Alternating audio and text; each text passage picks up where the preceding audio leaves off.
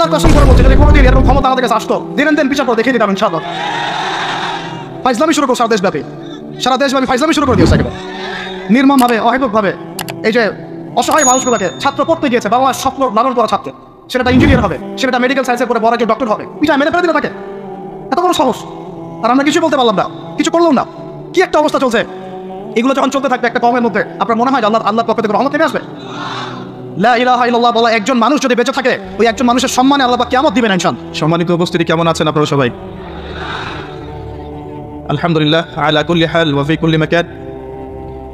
আমরা আল্লাহ পাকের দরবারে শুকরিয়া জানাই যে আল্লাহ পাক চলমান এই ফিতনাময় পরিবেশেও আমাদেরকে ঈমানের উপর থাকার তৌফিক দিয়েছেন, আলহামদুলিল্লাহ।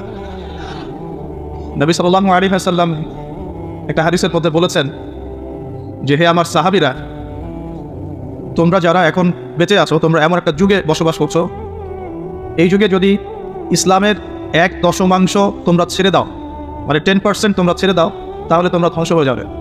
1400 বছর আগে নবী সাল্লাল্লাহু আলাইহি ওয়াসাল্লাম সাহাবীদেরকে এই কথা বলেছে। কিন্তু হে আমার সাহাবীরা, তোমাদের পরে এমন একটা যুগ আসছে, যে যুগ এত ফিতনাময় হবে যে ওই যুগে ঈমান ধরে রাখাটা হাতের মধ্যে জ্বলন্ত আগুন ধরে রাখার মতো হবে, এত কঠিন হবে। ইউসবিহু রাজুলু মুমিনান ওয়া ইউমসি কাফিরান। ওই যুগে একজন মানুষ সকাল করবে মুমিন অবস্থায়, সন্ধ্যা করবে কাফের অবস্থায়। ওয়া ইউমসি মুমিনান ওয়া ইউসবিহু কাফিরান। সন্ধ্যা করবে মুমিন অবস্থায়, সকাল করবে কাফের অবস্থায়। ইয়াবিউ রাজুলু দীনাহু লিআরদিদ দুনিয়া। দুনিয়ার সামান্য স্বার্থের বিনিময়ে মানুষ তার দিনকে বিক্রি করে দিবে। এমন ফিতনাময় যুগ তোমাদের পরে আসছে। ওই যুগে আমার উম্মতের মধ্যে যারা বেঁচে থাকবে, তারা যদি ইসলামের 1/10 মানে 10% ধরে রাখতে পারে, তারা জান্নাতে যাবে। চাল কোনো সন্দেহ আছে যে আমরা সেই যুগে বাস করছি? এখনো সন্দেহ আছে? নবী সাল্লাল্লাহু আলাইহি ওয়াসাল্লাম 1450 বছর আগে বলেছিলেন, আজকে থেকে দিয়ে প্রায় 1450 বছর আগে নবীজি বলেছিলেন যে আমার আর কিয়ামতের মাঝখানে এতটুকু দূরত্ব বাকি আছে। এভাবে তিনি হাতটা উঁচু করেছেন, দেখিয়েছেন আমার এই 2 আঙ্গুলের মাঝখানে যতটুকু ডিস্টেন্স বা দূরত্ব, আমি এবং কিয়ামতের মাঝখানে এতটুকু দূর। নবী সাল্লাল্লাহু আলাইহি ওয়াসাল্লাম নবী হয়েছেন মানেই কিয়ামতের আলামত শুরু হয়ে গেছে। সর্বশেষ আসমানি কিতাব কোরআন নাজিল হয়ে গেছে, তার মানে এর পরের সময়গুলো হচ্ছে কিয়ামতের নিকটবর্তী সময়। নবী সাল্লাল্লাহু আলাইহি ওয়াসাল্লাম বলছেন, এই উম্মতের আর কিয়ামতের মাঝখানের সময়ের দূরত্ব হচ্ছে আসর থেকে মাগরিবের ওয়াক্তের মতো। বলে তো কোন নামাজের ওয়াক্তটা খুব ছোট হয়? ফজর থেকে জোহর, জোহর থেকে আসর, না আসর থেকে মাগরিব? সবচেয়ে ক্ষুদ্র নামাজের ওয়াক্ত কিন্তু আসর থেকে মাগরিব। তো সেই সময় এত ক্ষুদ্র হয়, দেখা যায় আমরা নামাজ পড়ে যদি একটু কোরআন তেলাওয়াত করতে বসি, দেখবেন মাগরিবের নামাজ আজান দিয়ে দিয়েছে, এমন না বিষয়টা? আর নবীজি বলছেন আমার উম্মত আর কিয়ামতের মাঝখানের ডিস্টেন্সটা এতটুকু, মনে হবে যেন আসর থেকে মাগরিবের ওয়াক্ত। আর এই কথাটা উনি বলেছেন 1400 বছর আগে। কত বছর ভাই? এখন 1450 বছর পরে কারো যদি বুঝতে বাকি থাকে এই সময় খুব কাছাকাছি, আমরা বলতে বাধ্য হব যে সেই ব্যক্তির হৃদয়ের চোখটা অন্ধ। সে ব্যক্তির কি হৃদয়ের চোখটা কি অন্ধ? ওর বাহ্যিক চোখ খোলা ঠিকই, বাইরের চোখে সব দেখে ঠিকই, কিন্তু ভিতরের চোখটা অন্ধ। আল্লাহ রাব্বুল আলামিন জাহান্নামীদের বৈশিষ্ট্য সম্পর্কে একটা আয়াতে বলেছেন, সূরা আরাফের মধ্যে 179 নম্বর আয়াতে আল্লাহ পাক বলছেন, ওয়ালাকাদ যারানা লিজাহান্নামা কাসীরাম মিনাল জিন্নি ওয়াল ইনস। আমি প্রচুর জিন আর মানুষকে দিয়ে জাহান্নাম পরিপূর্ণ করব, বলি নাউযুবিল্লাহ। আমি প্রচুর জিন আর মানুষকে দিয়ে জাহান্নাম পরিপূর্ণ করব, অথচ এই জিন আর মানুষকে আমি সৃষ্টি করেছিলাম আমার ইবাদত করার জন্য। যেমন সূরা জারিয়াতের 56 নম্বর আয়াতে আল্লাহ বলেছেন, ওমা খালাকতুল জিন্না ওয়াল ইনসা ইল্লা লিয়াবুদুন। আমি জিন আর মানুষকে শুধু আমার ইবাদত করার জন্য সৃষ্টি করেছি। যাদেরকে আল্লাহ পাক শুধু তার ইবাদত করার জন্যই সৃষ্টি করেছেন, সেই জিন আর মানুষদের মধ্যে বহু জিন আর মানুষ জাহান্নামে যাবে। কুদিয়াল আমর, এটা লিখিত হয়ে গেছে। কেন যাবে? আল্লাহ সূরা আরাফ 179 নম্বর আয়াতে নিজেই বলছেন, কারণগুলো হচ্ছে লাহুম কুলুবুন লা ইয়াফকাহুনা বিহা। জাহান্নামে যাওয়ার কারণ হচ্ছে তাদেরকে কলব দিয়েছিলাম, উপলব্ধি করতো না। মানে বুঝলাম হৃদয়ে কলব, বিবেক আল্লাহ যাদেরকে দিয়েছেন তারপরে উপলব্ধি করতে পারে না, এটা জাহান্নামীদের বৈশিষ্ট্য। আর ওয়ালাহুম আযানুন লা ইয়াসমাউনা বিহা, তাদেরকে আমি কান দিয়েছিলাম, এই কান দিয়ে তারা শুনতো না। একটু লক্ষ্য করে দেখি, আমরা কিন্তু বাইরের কান দিয়ে সবাই শুনতে পারি, তাহলে এটা কোন কান যে কান দিয়ে সে শুনতো না?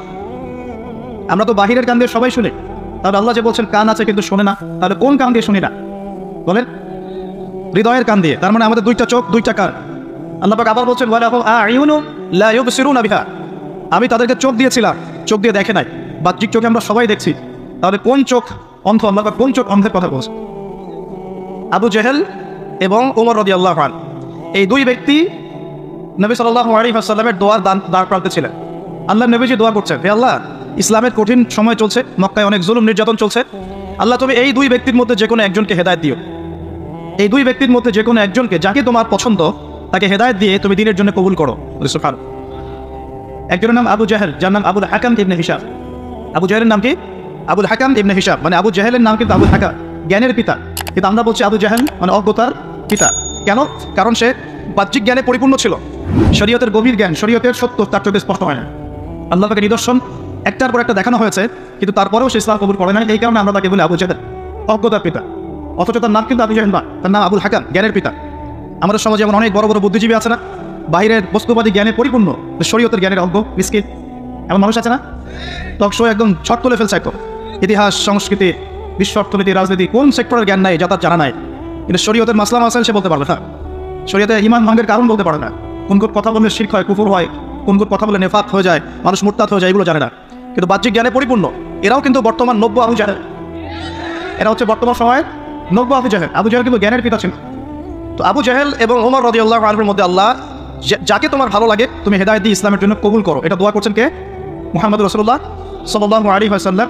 এবার আল্লাহ পাক হেদায়েত দিয়েছেন ওমর রাদিয়াল্লাহু আনহু। এই তো, এখন এই দুই ব্যক্তিকে আমরা যদি ডক্টরের কাছে পাঠাই, মনে করেন, এবং তাদের কান এবং তাদের চোখ টেস্ট করি, দেখা যাবে দুজনের কানই একই, দুজনের চোখে, দুজনেরই চোখ ভালো, দুজনেরই কান ভালো।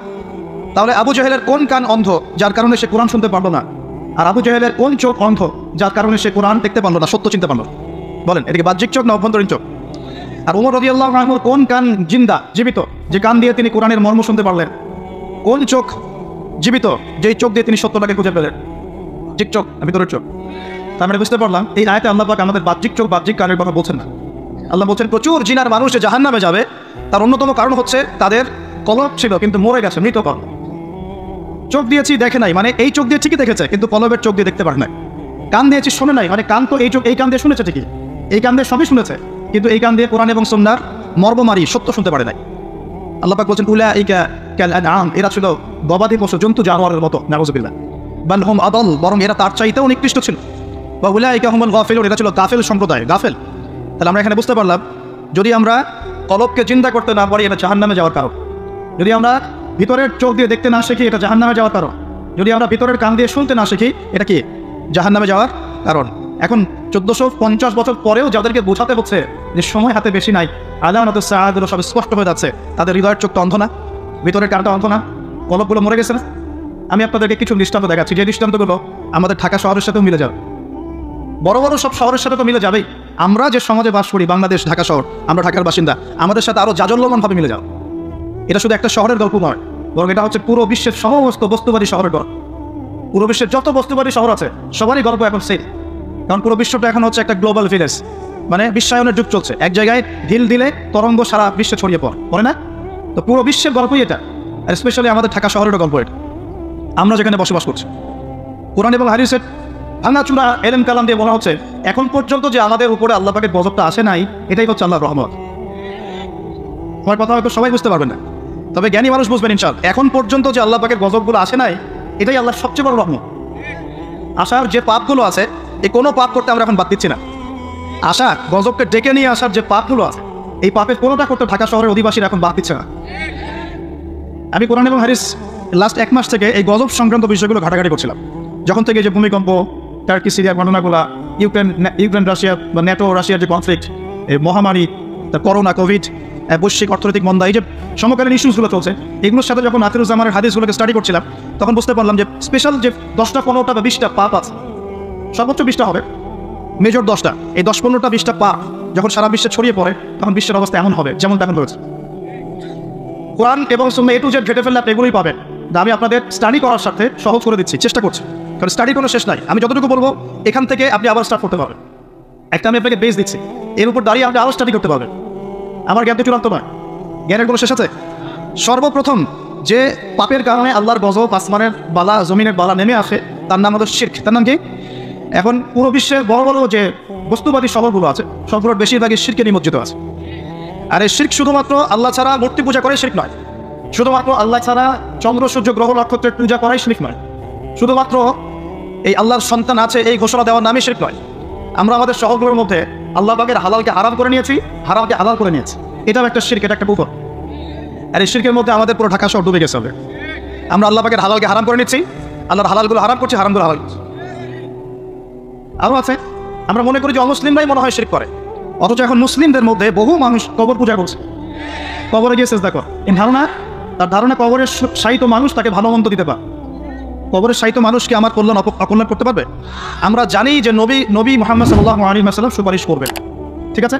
তার সুপারিশে কবিরা গুনাহগার ব্যক্তিরা জাহান্নাম থেকে বের হয়ে আবার জান্নাতে যাবে ইনশাআল্লাহ। আমরা জানি আল কোরআন সুপারিশ করবে, আমরা জানি যে রোজা সাওম সুপারিশ করবে, আমরা জানি দান সৎকার কিয়ামতের মাঠে বান্দাকে ছায়া দিবে, কোরআনে সূরা আলে ইমরান, সূরা বাকারা, সামিয়ানার মতো বান্দাকে ছায়া দিবে। আমরা জানি আলেম ওলামা সুপারিশ করবে, হাফেজে কোরআন সুপারিশ করবে, আমরা জানি শহীদগণ সুপারিশ করবে। সুপারিশ এক জিনিস, কিন্তু মৃত মানুষ কি আমাকে কল্যাণ অকল্যাণ দিতে পারে? তো মুসলিমদের মধ্যে বহু মানুষ এখন কবর পূজা করছে না? এই শিরকটা কি ঢাকার মতো বড় বড় শহরগুলোতে নাই? বাংলাদেশে নাই? কোনো কোনো ক্ষেত্রে এরকম কবর পূজারীরা নিজেদের নাম দিয়ে দিয়েছে ওরা সুন্নি, নিজে করছে কবর পূজা, নাম দিয়ে রেখেছে আমি সুন্নি। এই টাইটেলটা পবিত্র টাইটেল। সুন্নি মানে কি? যে সুন্নতের অনুসরণ করে। সুন্নি মানে কি?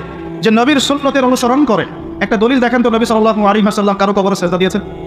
সাহাবীগণ কারো কবরে সেজদা দিয়েছেন? সাহাবীগণ কোনো মৃত মানুষের কাছে দোয়া করেছে? তাহলে এই কাজগুলো কি শিরক হচ্ছে না? এই জিনিসগুলো চলছে, এগুলো আল্লাহর গজব নামিয়ে নিয়ে আসে। আরও আছে, আমরা শিরক মানে শুধু এটাই মনে করি যে আল্লাহর জন্য নামাজ পড়তে হবে, অন্য কারোর জন্য করা যাবে না, আল্লাহর জন্য কোরবানি করবো, অন্য কারোর জন্য করা যাবে না। কিন্তু আমরা এখন কি করছি জানেন? আমরা রাজনীতি, অর্থনীতি, এমনকি শিক্ষানীতির মধ্যে শিরকি আকীদা ঢুকিয়ে দিয়েছি।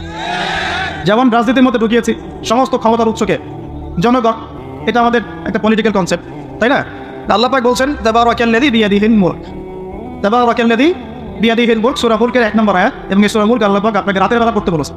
রাতের বেলা পড়লে আপনি কবরের আযাব থেকে বেঁচে থাকবেন ইনশাআল্লাহ। কেন বেঁচে থাকবেন? কারণ এখানে আল্লাহ পাকের একনিষ্ঠ তাওহীদের বর্ণনা দেওয়া আছে, যা আপনাকে কবরের আযাব থেকে কে বাঁচাবে?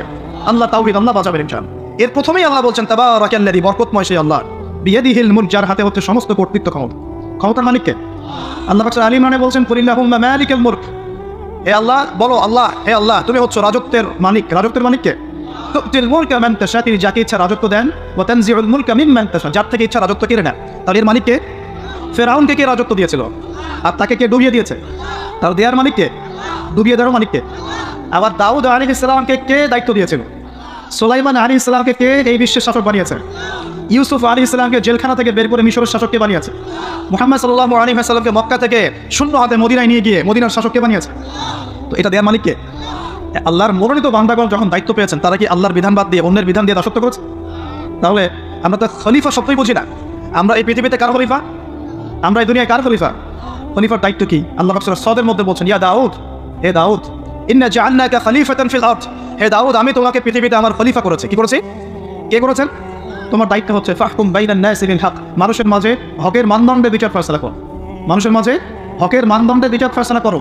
এখন হক, সত্য, সত্য মিথ্যা, ন্যায় অন্যায় চূড়ান্ত মানদণ্ড কি? আমার নিজের মন গড়া যুক্তি, বিজ্ঞান, দর্শন, নাকি আল্লাহ পাকের ওহী? কোনটা? এখন আল্লাহ পাকের ওহী দিয়ে বিশ্বের কতগুলো রাষ্ট্র পরিচালিত হচ্ছে হিসাব করে দেখেন না। তাহলে এটা বৈশ্বিক শিরক চলছে না? সারা বিশ্বে এখন বৈশ্বিক শিরক চলছে। যখন এই শিরকগুলো বেশি বেড়ে যাবে, যেটা বেড়ে গেছে, তখন আল্লাহ রাব্বুল আলামিন আসমানের গজব নামাবেন, জমিনের গজব নামাবেন। যখন নূহ আলাইহিস সালামের কওম শিরক করা শুরু করেছিল, আল্লাহ পাক প্লাবন দিয়ে ধ্বংস করে দিয়েছেন।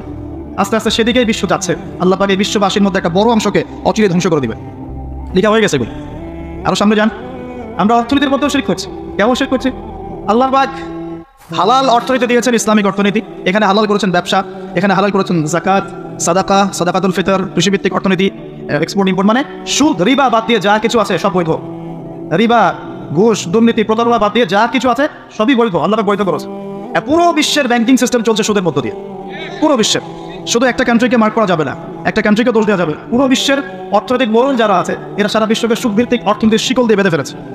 এখান থেকে কেউ বেরোতে পারছে না এখন। সারা বিশ্বে আল্লাহর দেওয়া অর্থনীতি বাদ দিয়ে মানুষের অর্থনীতি চলছে না। এটা শিরক না কুফর? নাকি তাওহীদ সুন্নাত? কোনটা? এটা শিরক কুফর না? যখন আল্লাহ পাকের হালালকে আপনি হারাম করে নেবেন, আল্লাহর হারামকে হালাল করে নেবেন, জেনে রাখবেন যেটা একটা শিরকি আকীদা, একটা কুফরি আকীদা। এটা কাজ করা হচ্ছে।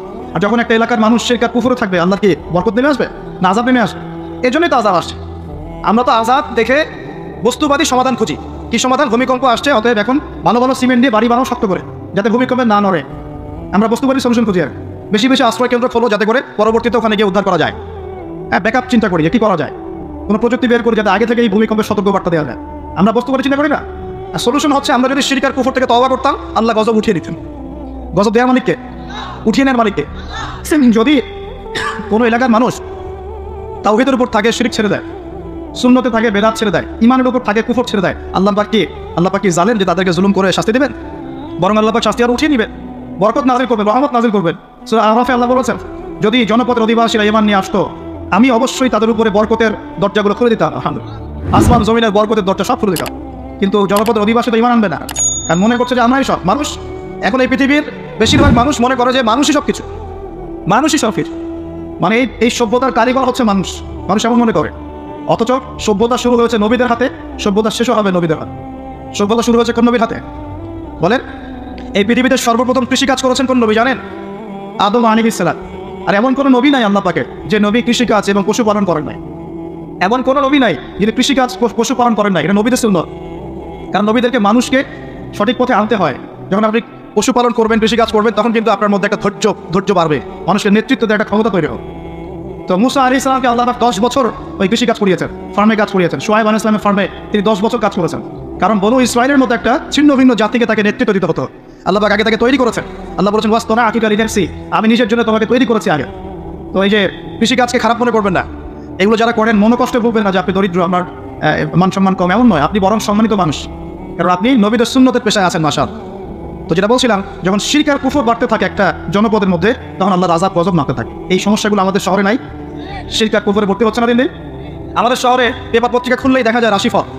কি রাশিফল? তুমি সিংহ রাশি, তোমার দিনটা কেমন যাবে। তুমি কন্যা রাশি, তোমার দিনটা কেমন যাবে। আর প্রায় মিডিয়াগুলো এগুলো প্রচার করে না? এইসব মুশরিক মিডিয়াগুলো সবই মুশরিক। এরকম করে বুঝলাম মুশরিক? একটা ভূমিকম্প যদি হয়, বলবে না যে আল্লাহর কাছে মানুষ কত অসহায়, এরকম শিরোনাম দিয়ে সংবাদ করবেন। কি করবে? প্রকৃতির কাছে মানুষ কতই না অসহায়। আল্লাহ বললে মৌলবাদী হয়ে যাবে। আল্লাহ বললে কি হবে? মৌলবাদী হয়ে যাবে। প্রকৃতি শব্দ চুজ করে কথা বলবে। প্রকৃতির কাছে আমরা কত অসহায়। কে প্রকৃতি? প্রকৃতি কি, কাকে বলে, কত প্রকার, কি কি সংজ্ঞা দেখ। প্রকৃতিকে সৃষ্টি করুন, এটা কত প্রকার, কি কি, কে তাকে নিয়ন্ত্রণ করে, এগুলো বলবে না? মানুষের ব্রেন ওয়াশ করে ফেলা হচ্ছে এগুলোকে। রাশিফল সবার মাথায় ঢুকিয়ে দেওয়া হচ্ছে। রাশিফল, আজকের দিনটা কেমন যাবে, আজকের দিন কেমন যাবে বেটা তুমি জানো? কালকের দিন তোমার কেমন যাবে তুমি জানো? মানুষের জ্ঞান তো এতই ক্ষুদ্র যে মানুষ এটাই জানে না আগামীকাল তার সাথে কি পাও। মানুষের জ্ঞান কত ক্ষুদ্র একটু দেখেন। আপনার নিজের সাথে আগামীকাল কি হবে আপনি তাই জানেন না। কে গ্যারান্টি দিতে পারবে সে তার সাথে আগামীকাল কি হবে? যে মানুষ এটাই জানে না যে তার সামনে আগামীকাল কি হবে, সেটাকে পরিব্যক্ত করতে পারবে নাকি? আল্লাহ পাকের জ্ঞানের সামনে তার জ্ঞান নিতান্তই ক্ষুদ্র। আর আমরা এখন আমাদের এই ক্ষুদ্র জ্ঞান নিয়ে মহাবিশ্বের স্রষ্টা আল্লাহর জ্ঞানকে পেনিট্রেট করতে যাচ্ছে। আল্লাহর বিধানকে চ্যালেঞ্জ করছি, আল্লাহর বিধান কোরআন সুন্নাহর বিরুদ্ধে চ্যালেঞ্জ করছি, বিভিন্ন কলাম লিখছি, বই লিখছি, বক্তব্য দিচ্ছি, লিখছি না? তাহলে আমরা কি আল্লাহ পাকের সাথে আল্লাহ দ্রোহিতা করছি না? এবং আল্লাহর রহমত নেমে আসবে না আযাব আসবে? ভালো করে মাথায় বোঝেন লেকচারগুলো, তারপরে আসেন। এই রাশিফল কি শিরক না কুফর না ঈমান? কোনটা? এবার শিরক না? ঢাকা শহরের অলিগলিতে এখন দেখা যায় আংটি বিক্রেতা বিভিন্ন আংটি বিক্রি করছে এবং তাকে রোগ ভালো হওয়ার গ্যারান্টি প্রদান করছে। এভাবে রোগ ভালো হয়। আংটি পড়েছে, যদি ওর উপর বিশ্বাস স্থাপন হয় যে এই আমার রোগ ভালো করবে, তাহলে শিরক হবে না? ঈমান থাকবে না? চলে যাবে। কল্যাণ অকল্যাণের মালিককে, রোগ দেওয়া ভালো করার মালিককে। এমন বলতে পারেন তাহলে কি চিকিৎসা করবো না? অবশ্যই চিকিৎসা করবেন। কেন চিকিৎসা করবেন? কারণ আমাদের নবীজি বলেছেন আল্লাহ এমন কোনো রোগ নাজিল করেন নাই যার শেফাও নাজিল করেন। আল্লাহ পাক এমন কোনো রোগ নাজিল করেন নাই যার চিকিৎসা আল্লাহ নাজিল করেন নাই। মানে প্রতিটা রোগেরই চিকিৎসা আছে, অতএব চিকিৎসা করবেন। কিন্তু একটা জড় বস্তু আপনার রোগ ভালো করতে পারবে? কেউ টিয়া পাখি নিয়ে রাস্তায় ঘাটে বসে আছে ঢাকা শহরে, এগুলো চলতে ফিরতে দেখতে পারবে না। একটু ফিলোসফার হন, চোখ দিয়ে দেখে। ফিলোসফি খারাপ জিনিস না। ফিলোসফি মানে দর্শন, আপনাকে ভেতর থেকে দেখতে শেখাবে। আর ভেতর থেকে দেখতে না পারলে বাহ্যিক চোখ দিয়ে দেখলে সব কিছু বুঝতে পারবেন। আল্লাহ পাক আমাদের সবাই হৃদয়ের চোখটা খুলে দিন বলি আমিন। রাস্তাঘাটে বসে আছে, টিয়া পাখি দিয়ে ভাগ্য পরীক্ষা করছে। তো এখন এই টিয়া পাখি দিয়ে ও যদি ভাগ্য পরীক্ষা করতে পারে, তাহলে ও আজকে প্রধানমন্ত্রী হওয়ার কথা। ও রাস্তার ধারে বসে আছে না, ও নিজের রাস্তার ধারে বসে আছে। বলেন, আমাদের ঢাকা শহরে একটা জিনিস বাড়ছে দিন দিন, এই জাদুবিদ্যার চর্চা বাড়ছে। দেখি এরকম করে বুঝলাম যে জিনের রোগী বাড়ছে দিন দিন, জিনগ্রস্ত রোগী। জিনগ্রস্ত রোগী এটা আবার কি? এটা তো অনেকে বিশ্বাস করেন না, জিন বলতে কিছু আছে। আমরা বিশ্বাস করি যে মানব জাতির পাশাপাশি এই পৃথিবীতে জিন জাতীয় আছে। মানুষের মাঝে যেমন ভালো মন্দ মানুষ আছে, জিনের মধ্যেও ভালো মন্দ জিন আছে। জিনের মধ্যে কি আছে ভাই? ভালো মন্দ জিন আছে। এক শ্রেণীর জিন আছে আল্লাহর অনুগত, এক শ্রেণীর জিন আছে উদ্ধত। উদ্ধত জিনগুলো মানুষের ক্ষতি করে, এবং যখন মানুষ আল্লাহর বিধান মানে না, পাক পবিত্র থাকে না, জিকির আজগার করে না, দোয়া কালাম করে না, হ্যাঁ কোরআন তেলাওয়াত ছেড়ে দেয়, তখন জিন মানুষকে ধরে। কোনো সময় বিভিন্ন স্বার্থ উদ্ধারের জন্য মানুষ কবিরাজ, গণক, জাদুকরের কাছে যায়, গিয়ে তাবিজ কবজ করে না? তাবিজ করায়, বান মারে, জাদুটনা করে না? এতে করে সম্পর্কের মধ্যে বিচ্ছেদ ঘটায়। হ্যাঁ, অনেকে আবার প্রেমিকাকে পাওয়ার জন্য বশ করছে, তাবিজ করছে। হ্যাঁ, চাকরিতে ভালো চাকরি হয় না, চাকরির জন্য তাবিজ করছে। তারপর অনেকের ব্যবসা উন্নতি হচ্ছে, হিংসা লাগে, ওর বিরুদ্ধে কাজ করছে। এই যে সমস্যাটা ইদানিং শহরের মধ্যে আছে। এটা কিন্তু শেখার বা জাদু, কুফরি। কেউ যদি এই কাজে লিপ্ত হয়, সে ঈমান হারিয়ে ফেলবে, ইসলাম থেকে নাম কাটা পড়ে যাবে। আল্লাহ পাক আমাদের সবাইকে হেফাজত করুন বলি আমিন। অনেক শিরকে আছে, আমরা এখন শিক্ষার মতো শিরক করছি। কিরকম? দীর্ঘদিন শুনলাম যে আমরা আল্লাহ পাকের সৃষ্টি, আল্লাহ রাব্বুল আলামিন নিজ হাতে সৃষ্টি করেছেন, এগুলোই সব বইপত্র ছিল। এখন আস্তে আস্তে বইপত্রগুলোর মধ্যে চেঞ্জ আনা হচ্ছে। একটা সুদূর প্রসারী লক্ষ্যকে সামনে রেখে একটা প্রজন্ম তৈরি করার চেষ্টা করা হচ্ছে, যে প্রজন্মটা আল্লাহ থেকে দূরে সরে যাবে, রাসূল থেকে দূরে সরে যাবে। আমরা এখন মানুষের বিবর্তন শিখাই, অথচ আল্লাহ পাক বলেছেন ফালাকতু বিয়াদি ইয়া ইবলিস, হে ইবলিস মা মানাআকা, তোমাকে কে নিষেধ করলো, মা মানাআকা আল্লা তাসজুদা ইয আমারতুক, তোমাকে কে বারণ করলো আদমকে সিজদা করতে, যাকে আমি সৃষ্টি করেছি, ফালাকতু বিয়াদি, আমি যাকে নিজ হাতে সৃষ্টি করেছি। তাহলে আল্লাহ পাক আমাদেরকে কিভাবে সৃষ্টি করেছেন? নিজ হাতে। এটা সম্মানের না? এটা ভালোবাসার না? আল্লাহ পাক কোনো মাখলুক সৃষ্টির ব্যাপারে বলেন নাই যে আমি অমুক মাখলুকটাকে নিজ হাতে সৃষ্টি করেছি, আসমানকে নিজ হাতে সৃষ্টি করেছি, জমিনকে নিজ হাতে সৃষ্টি করেছি, এমনটা আল্লাহ পাক কোথাও বলেন নাই। আল্লাহ পাক শুধু বলেছেন আদমকে সৃষ্টি করেছি, ফালাকতু বিয়াদি, আমি নিজ হাতে তাকে সৃষ্টি করেছি। সুবহান আল্লাহ পাক তাকে সৃষ্টি করে দুনিয়াতে পাঠিয়ে আল্লাহ পাকের খেলাফতের দায়িত্ব দিয়েছে যে আদম তুমি দুনিয়া যাও, দুনিয়ায় নির্দিষ্ট সময় থাকবে, চিরস্থায়ী হতে পারবে না, আমার বিধান আমি নাজিল করবো, সেগুলো যদি মেনে চলো এবং তা প্রতিষ্ঠা করো, তাহলে তুমি জমিনে আমার খেলাফতের দায়িত্ব পালন করো। জমিনে যে আল্লাহ পাকের বিধান মেনে চলে, আল্লাহর বিধান প্রচার প্রসার ঘটায়, প্রতিষ্ঠার চেষ্টা করে, সেই আল্লাহ পাকের খলিফা। আর জমিনে যে ব্যক্তি আল্লাহর বিধান মানে না, আল্লাহর বিধানের পরোয়া করে না এবং এই বিধান দিয়ে বিচার ফয়সালা করে না, সে আল্লাহ পাকের খলিফা নয়। সহজ কথা, সে তখন কার খলিফা? সে তার প্রবৃত্তির দাসত্ব করছে, অথবা শয়তানের পূজা করছে, অথবা নিজের মন গড়া প্রবৃত্তি হাওয়া এর দাসত্ব করছে। আল্লাহ পাক আমাদের সবাইকে আল্লাহ পাকের বিধান মেনে চলার তৌফিক দান। এখন ইবলিসকে আল্লাহ পাক বলছেন কেন তাকে সিজদা করলে না, যাকে আমি নিজ হাতে সৃষ্টি করলাম। আমরা বুঝতে পারলাম আল্লাহ পাক আমাদেরকে নিজ হাতে সৃষ্টি করেছেন, আর আমরা এখন বাচ্চাদেরকে শেখাচ্ছি না এই সৃষ্টি তত্ত্ব ভুল, তোমাদেরকে আগে এইভাবে আগে হাঁটতে দাঁড়াতে পারতো না, বাঁকা হয়ে থাকতে, তারপর একটু লম্বা হলে, তারপর একটু লম্বা হলে, তারপর আস্তে আস্তে মানুষ হয়ে গেছে। আমরা এগুলো বাচ্চাদেরকে শেখাচ্ছি। কেন শেখাবো? আমার বাচ্চা তো মুসলিম, আমার বাচ্চা তো মুসলিম পরিবারের বাচ্চা, এ কি ইহুদি খ্রিস্টানের সন্তান? ওদের ওই সভ্যতা আল্লাহর সাথে কোনো সম্পর্ক নয়। তাদের সৃষ্টি তত্ত্ব বুঝতে হলে এমন নিবর্তনবাদের দরকার হয়, আমার তো দরকার নাই। আমি তো মুসলিম পরিবারের সন্তান, আমি তো আল্লাহকে বিশ্বাস করি, আমি তো জানি আল্লাহ পাক আমাদের সৃষ্টি করেছেন নিজ হাতে। আল্লাহ পাক আমাদেরকে সৃষ্টি করেছেন কি? নিজ হাতে, এবং রূহের জগৎ রেখে আমাদের কাছে ওয়াদা নিয়েছেন। এই পৃথিবীতে আসার আগে আরেকটা জগৎ ছিলাম আমরা, তার নাম রূহের জগৎ, আদামে আরওয়াহ। আমরা তো এই পৃথিবীর বাসিন্দা নই, আমরা জান্নাত থেকে এখানে আসতেছি। এটা তো আমাদের নোংরা জায়গা, এটা হচ্ছে আমাদের থাকার জন্য নোংরা জায়গা। আমরা তো জান্নাত থেকে এসেছি না। হাই ক্লাস থেকে লো ক্লাসে আসলে মানুষ খুশি হয়? জান্নাত হাই ক্লাস না, দুনিয়া হাই ক্লাস। আমাদের পিতা মাতাকে জান্নাতে রাখা হয়েছিল, সেখান থেকে আমরা এখানে এসেছি। এখান থেকে আসেনি? আত্মাগুলোকে, আমাদের আত্মাগুলোকে রূহের জগতে রাখা হচ্ছে, সেখানে সমস্ত আত্মাগুলোকে ডেকে আল্লাহ পাক বলেছেন আলাস্তু বিরব্বিকুম, আল্লাহ বলছেন কি? আলাস্তু বিরব্বিকুম, আমি কি তোমাদের রব নই? সমস্ত আত্মারা একসাথে বলেছিল বেলা ইয়া রাব্বি, অবশ্যই আপনি আমার রব। সুবহানাল্লাহ। আমরা এই সাক্ষ্যটা দিয়ে আসছি, সূরা আরাফ বললে আপনি বুঝতে পারবেন, এখানে আছে আমরা এই সাক্ষ্য দিয়ে পৃথিবীতে আসছি। এখানে এসে ভুলে গেছে, মনে পড়ে না? মনে পড়ে না। এইটা মনে করানোর জন্যই তো আল্লাহ পাক যুগে যুগে নবী রাসূল পাঠিয়েছে।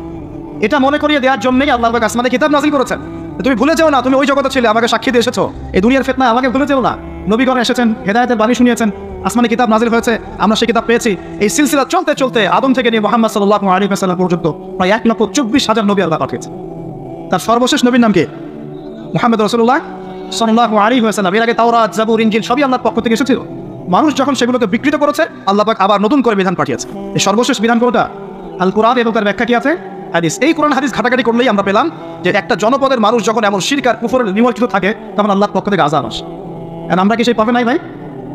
আপনার উপরের লেভেলের সিস্টেম থেকে শুরু করে নিয়ে একদম এই শিক্ষাক্ষেত্র বলেন, হাতের আংটি বলেন, চিন্তা চেতনা বলেন, হ্যাঁ, রাস্তাঘাটের ওই যে গণকের কথা বলেন, কবিরাজের কথা বলেন, জাদুবিদ্যার চর্চা বলেন, হ্যাঁ, ওই ভাগ্য গণকের কথাই বলেন, রাশিফলের কথাই বলেন, সব আপনার শিরকের মধ্যে লিপ্ত আছে। এর পাশাপাশি আমরা কবর পূজা করছি, মাজার পূজা করছি, আমরা আল্লাহ ছাড়া অন্য কারোর জন্য জবাই করছি, মানত করছি, ফসল করছি, কুরবানি করছি। কোনো জায়গায় আমরা আগুনের পূজা করছি, আগুনের সামনে দাঁড়িয়ে মাথা নত করছি না? আর কোনো জায়গায়, কিছু বড় বড় জায়গায় পর্যন্ত নীরবতা পালন করা। নীরবতা মানে কি? আমরা নামাজের মধ্যে যখন দাঁড়াই, তখন আল্লাহর উদ্দেশ্যে নীরব হই না? আল্লাহর উদ্দেশ্যে নীরব হয়ে আমি আল্লাহর ধ্যানে মগ্ন হয়ে যাই না? তো এখানে আপনি কার ধ্যান করছেন? যখন আপনি আগুনের সামনে দাঁড়ায় নীরব হয়ে দাঁড়িয়ে আছেন, তখন কার ধ্যান করছেন? এটা শিরক হচ্ছে না? এটা তো আপনি আগুনের ধ্যান করা শুরু করলেন। এখানে তো আপনি আল্লাহকে স্মরণ করছেন না। বুঝতে পারছেন না? মনে করেন একজন মানুষ মারা গেছে, লাশ, কথা কথা, এই লাশটার সামনে দাঁড়িয়ে আপনি নীরবে 2 মিনিট দাঁড়িয়ে আছেন কেন? কি দরকার? এটা কি নবীর সুন্নাত? আপনি নামাজে দাঁড়াবেন, নামাজে দাঁড়িয়ে আল্লাহকে স্মরণ করবেন, আল্লাহর কাছে দোয়া করবেন। আল্লাহ ছাড়া আমরা নামাজের মধ্যে নীরবতা পালন করি না? নামাজে নীরব হয়ে আল্লাহর কাছে ধ্যান করি না? মনোযোগ ধরে রাখি না? এখন আপনি কোথায় মেডিটেশন করছেন? এটা তো শয়তানের দিকে যাওয়ার রাস্তা খুলে দিবে আপনাকে। অনেকে আগুনের সামনে মাথা নত করছেন, প্রদীপের পূজা করছেন, অনেকে দেখা যায় বিভিন্ন দিবসে এই যে বানর, হনুমান হিসাবে মূর্তি টুক্তি নিয়ে রাস্তাঘাটে দৌড়াদৌড়ি করছেন, ছেলেপেলেরা এগুলো বেশি করছে। কাকে প্রমোট করছো তোমরা? কাকে প্রমোট করতে যাচ্ছে? কোন সংস্কৃতি প্রমোট করছো? এই হাদিস এটাও আছে শেষ জামানায় যে আমার উম্মতের একটা বড় অংশ মুশরিকদের সাথে মিশে যাবে এবং মূর্তি পূজা শুরু করবে। এগুলো চলছে না এখন? এগুলো যখন চলবে, তখন আমাদের উপর আল্লাহ পাকের রহমত নেমে আসবে ভাবছেন, না আযাব আসবে? ওই যে বলেছে আযাব যে আসে নাই সেটাই আল্লাহর রহমত। এটা আমি গবেষণা করে, আযাব যে আসে নাই এখন পর্যন্ত, এটাই আল্লাহ পাকের রহমত। তওবা করে ফিরে না আসলে অচিরেই আল্লাহ পাকের আযাব নেমে আসবে ইনশাআল্লাহ। আল্লাহ হেফাজত করুন। তারপরে আমি মানে আমরা শঙ্কিত যে কখন না নেমে আসে।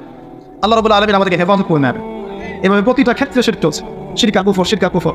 কোরআন খোলেন, হাদিস পড়েন, দেখবেন আল্লাহ পাক যতগুলো জনপদকে ধ্বংস করেছেন তার প্রধান দুইটা পাপ ছিল শিরক আর কুফর। এই যে আমাদের যুব সমাজ এটাই বোঝে না যে নামাজটা ছেড়ে দেওয়াটা কুফরি, নামাজ যে না পড়া, ছেড়ে দেওয়া, ইচ্ছা করে না পড়াটা কুফরি, এটা ওদেরকে কেউ শেখায় নাই। 20 বছর পড়াশোনা করেছে বিশ্ববিদ্যালয়, স্কুল কলেজ বিশ্ববিদ্যালয়ে 20 বছর পড়াশোনা করেছে, কেউ কোনো স্যার ওদেরকে শেখায় নাই যে নামাজ ছেড়ে দিলে কুফরি পায়। এবং এদের সংখ্যা লক্ষ লক্ষ না, বলা হয় কোটি কোটি হবে যুব সমাজ, যারা 20-25 বছর পড়াশোনা করে নামাজ যে কুফর, নামাজ ছেড়ে দেওয়া যে কুফরি, এটা শেখায়। আর নবীজি বলেছেন, মান তারাকা সালাতান মুতাআম্মিদান ফাকাদ কাফারা। যে কোনো মাযহাবের ইমাম সাহেবকে জিজ্ঞাসা করেন, যে কোনো মাযহাবের আলেমকে জিজ্ঞাসা করে থাকেন, এই হাদিসটা আপনাকে শুনিয়ে দিবে। যে ব্যক্তি ইচ্ছাকৃতভাবে নিজের উপর ফরজ নামাজ ছেড়ে দিল, সে কুফরি করলো। কি করলো? তো এই যুব সমাজকে কে শিখাবে যেটা কুফর? বহু ছেলে পেলে আমি তো দেখেছি ওয়াজ মাহফিল অ্যারেঞ্জ করা হয়েছে, এশার ওয়াক্ত হয়ে গেছে, সবাই নামাজে দাঁড়িয়েছে, অর্ধেকের বেশি নামাজ বাদ দিয়ে দূরে দাঁড়িয়ে হট্টগোল করছে, হয়ে গেছে। এখানে ওয়াজে আসছে বক্তাকে দেখার জন্য আস। নামাজ নাই, ওয়াজ শুনে কি করবো তুমি? নামাজ ইম্পর্টেন্ট না ওয়াজ ইম্পর্টেন্ট? নামাজ না থাকলে ইসলাম থাকে? আমি আজকে একটা হাদিস পড়ে আসছি, আস্তে আস্তে পড়তে আসছিলাম এগুলা, যে ইসলামের শেষ জামানায় ইসলামের যে বিষয়গুলো উঠে যাবে, হ্যাঁ, ইসলামের যে বিষয়গুলো উঠে যাবে তার মধ্যে অন্যতম একটা হচ্ছে আল্লাহ পাকের আইন, আল্লাহ পাকের শাসন। উঠে যায় না ইসলাম বিশ্ব থেকে? আস্তে আস্তে উঠে গেছে না? আচ্ছা, এরপর বাকি থাকবে নামাজ। এরপর বাকি থাকবে কি? নামাজ। ওই নামাজ হবে সর্বশেষ ইসলামের রোকন, যেটা সর্বশেষে উঠে যাওয়ার। নামাজ উঠে দাও। এখন দেখেন তো সমাজের কত পার্সেন্ট মানুষ নামাজ পড়ে? কত পার্সেন্ট? একটু হিসাব করবেন, খালি মসজিদে ফজরের ওয়াক্তে আর এশার ওয়াক্তে যাওয়া আসা করে বুঝতে পারবেন যে নামাজ কত পার্সেন্ট মানুষ, 5 ওয়াক্ত নামাজ কত পার্সেন্ট মানুষ পড়ে। তাহলে এই যে নামাজ শেষে উঠে যাবে, তাহলে শেষের সময় আমরা চলে আসছি না? আর সবার প্রথমে উঠে যাবে এই উম্মতের মধ্যে আমানত। কি উঠবে ভাই? এটা তো পুরো ঢাকা শহর থেকে উঠে গেছে। ঢাকা শহর কেউ কাউকে বিশ্বাস করতে পারে না। স্বামী পর্যন্ত স্ত্রীকে বিশ্বাস করতে পারে না, স্ত্রী স্বামীকে বিশ্বাস করতে পারে, ভাই ভাইকে বিশ্বাস করতে পারে, বোন বোনকে বিশ্বাস করতে পারে। হ্যাঁ, ইমাম সাহেবকে কমিটি বিশ্বাস করতে পারেন, কমিটিকে ইমাম সাহেব বিশ্বাস করতে পারেন, মাহফিল কমিটিকে বক্তা বিশ্বাস করতে পারেন, বক্তাকে মাহফিল কমিটি বিশ্বাস করতে পারেন। হ্যাঁ, তারপর দেখা যায় যে অফিসের বস কর্মীদেরকে বিশ্বাস করতে পারছে না, কর্মীরা বসকে বিশ্বাস করতে পারছে না, শাসক জনগণকে বিশ্বাস করতে পারেন, জনগণ শাসককে বিশ্বাস করতে পারেন। সর্বত্র চলছে অবিশ্বাসের যুগ। বাজারে যাবেন এই কেনাকাটা করতে, বলবে একদম টাটকা হয়, একদম ফ্রেশ, 7 দিনের জিনিস পারমানেন্ট মানে আপনি খাওয়ার দিন। বিরিয়ানি তো আমাদের এখানকার একটা কালচার। বিরিয়ানির যেতে যাবেন, গরু বলে যে কত কুকুর শিয়াল খাওয়াই দিচ্ছে আল্লাহ আলাদা, তাই না? গরু ফাঁসি বলে কুকুর শিয়াল খাওয়া দিচ্ছে, একদম তাজা দেশি মুরগি বলে মরা মুরগি খাওয়াই দিচ্ছে। হ্যাঁ, বড় বড় রিনাউন কয়েকটা অভিযান করবো না কয়েকদিন আগে দেখলেন, মানুষকে মারার মতো বিষাক্ত রং মিশিয়ে খাওয়াই দিচ্ছে। আমানত সবার আগে উঠে যাবে, আমানত, বিশ্বাস। আমানতদার ব্যক্তিকে বলা হবে খেয়ানতকারী ব্যক্তি, আর খেয়ানতকার যে ওকেই বলা হবে আমানতদার। যে আমানতদার তাকে বলা হবে খেয়ানতকারী, আর যে খেয়ানত করে ওকেই বলা হবে আমানতদার। তখন আল্লাহ পাকের আযাব আসবে প্রতিটা ক্ষেত্রে। বলবে যে ভাই মাছটা ফ্রেশ, দেখবেন যে পচা মাছ। ভাই যে ফ্রেশ গরুর রস, দেখবেন যে ওটাকে একদম ইঞ্জেকশন মেরে গরুটাকে ফুলাই দিয়েছে। কোনো সময় দেখা যায় ডাব খেতে আসেন শহরে, রাস্তার পাশে ডাব বিক্রি করতেছে, ডাব কেটে দেখবেন পানি অর্ধেক নাই, সিরিজ দিয়ে পানি বের করে দিচ্ছে। কোন যুগে আস? এটা আমাদের শহর ভাই, আমাদের শহর, যেখানে আমরা সবাই দাড়ি টুপি নিয়ে ঘুরে বেড়াই। আমরা বাইরে একটা অভিনয় করতেছি, আমরা আসলে বাইরে একটা অভিনয় করতেছি। আমরা মনে হয় নিজের সাথেই অভিনয় করছি, আমরা এখন মনে হয় নিজেদের সাথেই নিজের অভিনয় করছি। বাইরে গিয়েছি স্ত্রী শপিং করতে, এদিকে বয়ফ্রেন্ডের সাথে ডেটিং করে বাসায় এসে স্বামীকে বলছে তোমার জন্য শার্ট কিনে নিয়ে আসে। হ্যাঁ, এদিকে স্বামী বাসা থেকে বের হয়েছে, ওদিকে অফিসের কলিগদের সাথে 2-4টার সাথে তার অবৈধ সম্পর্ক। ঠিক আছে, মানি ব্যাগ সার্চ করলে কন্ডম পাওয়া যায়, মানি ব্যাগ সার্চ করলে কি পাওয়া যায়? কন্ডম পাওয়া যায়। এবার প্রোটেকশন, এগুলো না করলে এইডসের রোগ হবে। শিখিয়েছে যৌন সম্পর্ক করেন, অবৈধ যৌন সম্পর্ক করে, কিন্তু প্রোটেকশন নিয়ে পড়ে, এগুলো শেখাচ্ছে আমার। তো এই জেনাকারী সমাজের উপর আল্লাহর গজব আসবে কি আসবে? কি আসবে? ও বাইরে গিয়ে আরো 2-3টা মেয়ের সাথে সম্পর্ক করে বাসায় আসে, স্ত্রীকে বলছে আমি তোমাকেই সবচেয়ে বেশি ভালোবাসি। মানে এখানে জেনাকে উস্কিয়ে দেওয়া হচ্ছে, আর হালাল সম্পর্ক, হালাল বিবাহ, এটাকে প্রতিবন্ধকতা সৃষ্টি করা হচ্ছে। আপনি হালাল বিয়ে করতে চান, পারবেন, কঠিন। যৌতুক, এখানে আবার যৌতুকের ব্যাপার আছে। তারখানে এমন যে বিয়ে মানে একটা বাণিজ্য, মানে যখন মেয়ের বাবা বিয়ে দিবে, মেয়েটাকে পার করছে, বড় অঙ্কের একটা টাকা দরকার এখানে। হ্যাঁ, আর ছেলের বাবা যখন মেয়ে নিয়ে আসছে, সেখানে আবার বড় অঙ্কের যৌতুক ইউজ করছে। মেয়ের বাবা দিচ্ছে বড় অঙ্কের মোহর, আমার মেয়েকে বিয়ে করতে চাও, 20 লাখ টাকা মোহর লাগবে। ওই ছেলের সামর্থ্য নাই, ও বলছে ঠিক আছে, আচ্ছা লেখুক, পরে বাসর রাত্রে মাফ করাই নিব। বাসর রাত্রে মাফ করা নিচ্ছে, তারপর সারা বছর এটা সারা জীবন দেওয়ার কোনো নাম নাই, মেয়ের হক আসে পেরো। এদিকে মেয়ের বাবা কম চালাক না, হ্যাঁ, সে আবার মোহর যেমন বাড়িয়েছে, ছেলের বাবা কম চালাক না, সে আবার এদিকে যৌতুক ইউজ করছে, যৌতুকের টাকাটা নিয়ে মোহরটা দিব। সবাই চালাক, সবাই স্মার্ট। মানে প্রতারণা, অবিশ্বাসের যুগ চলছে, এটা প্রতারণা, অবিশ্বাসের যুগ। একটা মেয়েকে বাইরে পাঠিয়েছেন বাবা, সেই মেয়ে বাবার কাছে খুব ভালো, দুধ খেতে, মানে নাচিপে দুধ দেয়, এমন একটা অবস্থা মেয়ের। বাইরে দেখবেন প্রাইভেটে গিয়ে, কোচিংয়ে গিয়ে 8-10টা প্রেম তারা শেষ।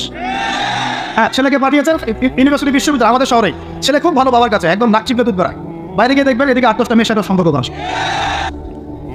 আবার ফেরাউনেরও স্ত্রী, তার নাম, দাসীর নাম কি? আসিয়া।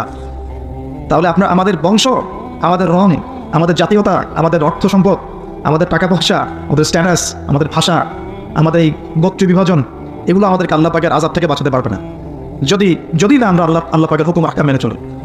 একজন নবীর ছেলে কোথায় যাচ্ছে? একজন নবীর স্ত্রী কোথায় যাচ্ছে? লূত আলাইহিস সালামের স্ত্রী কোথায় যাচ্ছে? আবু জাহেল কি আল্লাহ নবী সাল্লাল্লাহু আলাইহি ওয়াসাল্লামের চাচা ছিল না? আবু লাহাব কি চাচা ছিল না? তাহলে কিসের অহংকার, কিসের অহংকার, কিসের ফুটানি, কিসের গর্ব? শুধু তাকওয়াই পারবে আমাদেরকে সেভ করতে, আর কিচ্ছু না। অনেক গভীর হয়ে যাবে, বের হয়ে আসেন। আদম আলাইহিস সালাম তার জীবদ্দশায় আল্লাহ পাকের জমিনে যতদিন থেকেছেন, তিনি কি আল্লাহর বিধান মেনেছেন না শয়তানের বিধান মেনেছেন? তার উপর আল্লাহ পাক কিছু নাজিল করেন নাই? সহিফা নাজিল করেছেন, অবশ্যই করেছেন না? এমনকি কীভাবে কাপড় পরিধান করতে হবে, কীভাবে চাষবাস করতে হবে, কীভাবে এই পৃথিবীতে বেঁচে থাকতে হবে, এগুলো আল্লাহ রাব্বুল আলামিন জিবরাইল আলাইহিস সালামের মারফতে শিখিয়েছেন। মানুষ কাপড় পরা জানতো না, কে শিখিয়েছে? আল্লাহ পাক। আল্লাহ পাক পোশাক নাজিল করেছেন। শুরুতে মানুষ গাছের ছালপাতা পর থাকতো না, এগুলো মিথ্যা কথা। আল্লাহ রাব্বুল আলামিন আসমান থেকে পোশাক নাজিল করেছেন প্রথম। জিবরাইল আলাইহিস সালাম শিখিয়েছেন কীভাবে সুতা তুলতে হয়, কীভাবে জমি চাষ করতে হয়, কোন কোন গাছ উপকারী, কোন কোন গাছ উপকারী নয়, কোনটা আমরা খেতে পারবো, কোনটা খেতে পারবো না, কোন প্রাণী আমাদের জন্য খাওয়া ভালো হবে, কোনটা খাওয়া ঠিক হবে না, আল্লাহ তার ওহীর মাধ্যমে জানিয়েছে। এগুলো আমরা জানতাম না, এগুলো আমরা জানতাম। এমনকি কোন গাছে ওষুধি গুণাগুণ আছে, এটা আদম আলাইহিস সালামকে কে জানিয়েছে? আল্লাহ পাক তার ওহীর মাধ্যমে জানিয়েছেন। এই যে আমরা এখন সভ্যতা নিয়ে এত কথা বলি, সত্যি কথা হচ্ছে সভ্যতা শুরু হয়েছে নবীদের হাতে, আর সভ্যতা প্রসারিত হয়েছে নবীদের হাতে, আর সভ্যতা শেষও হবে একজন নবীর হাতে। সেই নবীর নাম কি? ঈসা আলাইহিস সালাম। Very good. সেই নবীর নাম কিন্তু ঈসা ইবনে মারইয়াম। তার হাতে সভ্যতা শেষ হবে। ওইটা লাস্ট একটা সভ্যতা পৃথিবী দেখবে অচিরেই সামনে। এখন আসেন, আদম আলাইহিস সালাম ছিলেন আল্লাহ পাকের খলিফা, এবং তিনি পৃথিবীতে তার আল্লাহ পাকের বিধান দিয়ে নিজে চলেছেন, পরিবারকে চালিয়েছেন, ওই সময় সমাজকে চালিয়েছেন, এবং ওই সময় পৃথিবীটাকে তিনি আল্লাহ পাকের বিধান দিয়ে পরিচালিত করেছেন, অন্য কারো বিধান দিয়ে নয়, মন গড়া বিধান দিয়ে তো মোটেই নয়, এবং নিজের রচনাকৃত বিধান দিয়ে তো মোটেই নয়, নিজের প্রবৃত্তিগত অনুসরণ দিয়ে মোটেই নয়, বরং আল্লাহ পাকের পক্ষ থেকে যা এসেছে সেইটা তিনি ফলো করেছেন। এই অনুসরণটাকে নূহ আলাইহিস সালাম করেন নাই, ইব্রাহিম আলাইহিস সালাম করেন নাই, মুসা আলাইহিস সালাম করেন নাই, ঈসা আলাইহিস সালাম করেন নাই, দাউদ আলাইহিস সালাম করেন নাই, সুলাইমান করেন নাই আলাইহিস সালাম, আমাদের নবী মুহাম্মদ সাল্লাল্লাহু আলাইহি ওয়াসাল্লাম তিনি কি করেন নাই? আমার কথা কি বুঝতে পারছেন? তাহলে তারা কি অনুসরণ করেছেন পৃথিবীতে? আল্লাহ পাকের ওহীর বিধান। কিসের বিধান? ওহীর বিধান। এখন আসেন, আরেকজন নবীকে আল্লাহ পাক বলেছেন খলিফা, তার নাম কি বলেছিলাম শুরুতে? দাউদ। কোন সূরা আছে এটা? সদের মতে। এইখানে আল্লাহ পাক আরো স্পষ্ট করে বলেছেন একজন খলিফার দায়িত্ব কি। খুব মনোযোগের সাথে শুনবেন।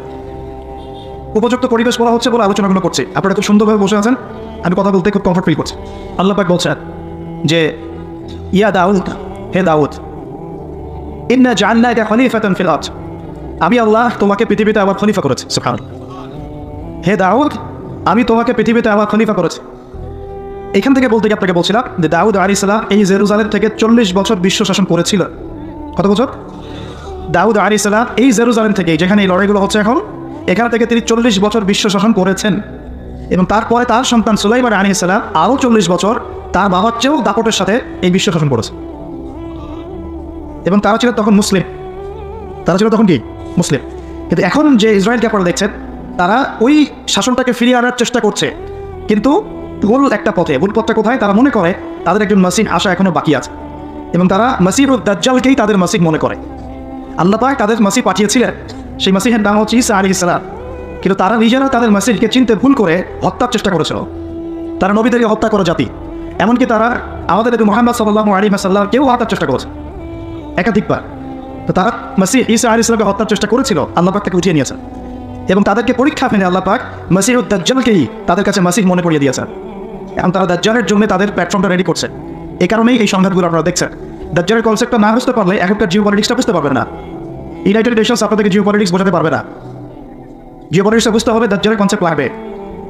তাদের ধারণা, তাদের মাসিহ আসলে পরে তারা ওই ফিলিস্তিন থেকেই, জেরুজালেম থেকেই আবারও বিশ্ব শাসন করবে, এটা ওরা ধারণা করে। এই ধারণায় তারা বিগত 100 বছর থেকে কাজ করে যাচ্ছে। কত বছর থেকে? এবং কাজ করতে করতে করতে করতে এখন দেখেন কি অবস্থা। প্রায় বেশিরভাগ জায়গায় তারা দখল করে ফেলেছে।